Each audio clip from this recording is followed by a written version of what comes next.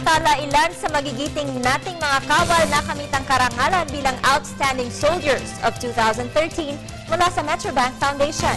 Kung sino-sino sila, balitaan mo kami, Aya Macalma. Naghahanap ang Metrobank Foundation, makahanap lang ng mga bayaning Pilipinong sundalo. Mismong ang mga hurado ang bumisita sa lahat ng kampo ng mga sundalo sa buong bansa upang personal na kausapin at malaman ang bawat kwento ng mga kakaibang ipinakitang kabayanihan ng mga sundalong nominees. Isa sa mga napili ay si Colonel Romeo Brawner Jr. na 24 na taong nagbibigay serbisyo sa ating bayan.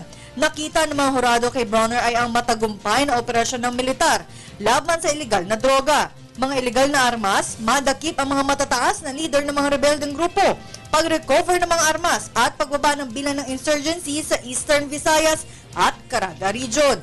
Pasasalamat naman ang inihatid ni Brawner sa parangal na ibinigay sa kanya. Itong recognition na ito is not just for us, yung mga nanalo itong taon na ito, but for the whole Armed Forces of the Philippines. Dahil dito sa award na ito, pinapakita ng civilian, yung private sector, how much they appreciate the sacrifices of the soldiers so that we can enjoy the democracy that we are enjoying now. Isang high-precision sniper si Technical Sergeant Ferdinand Baladhay na laging nakadestino sa Mindanao. Dahil sa kanyang talento bilang sniper ay naging asset siya ng Philippine Army.